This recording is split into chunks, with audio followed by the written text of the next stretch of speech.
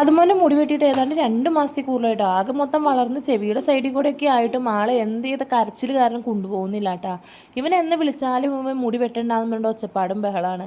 ഇവളാണെങ്കിൽ പള്ളിപ്പെരുന്നാളിന് കൊണ്ടുപോകാത്തതിൻ്റെ വാശിക്ക് കരഞ്ഞുകൊണ്ടിരിക്കുന്നതാണ് കേട്ടോ. ഇവനെ ആ മുടി വെട്ടാനാണെന്ന് മനസ്സിലായതുകൊണ്ട് ആളിങ്ങനെ പെരക്ക് ചുറ്റും നടക്കുന്നതാണ്. പിന്നെ മുടി വെട്ടാനല്ല എന്നൊക്കെ പറഞ്ഞ് ഒരുവിധം സമാധാനിപ്പിച്ച് ആൾ ചെരുപ്പൊക്കെ ഇട്ടുകൊണ്ട് ഇറങ്ങിയാണ്. വീട്ടിൽ നിന്ന് ഇറങ്ങി ബാർബർ ഷോപ്പ് എത്തിയതും ആൾ കണ്ടപ്പോൾ തന്നെ മനസ്സിലായി ഞാൻ എൻ്റെ മുടി വെട്ടണ്ടാകുന്നുണ്ട്. പിന്നെ ആകെ മൊത്തം കരച്ചിൽ തുടങ്ങിയിട്ടാ. പിന്നെ പിടിച്ചു വെച്ച് അവിടെ ഇരുത്തുക ചെയ്തത്. പിന്നെ മൊത്തം ബഹളവും ഒച്ചപ്പാടും.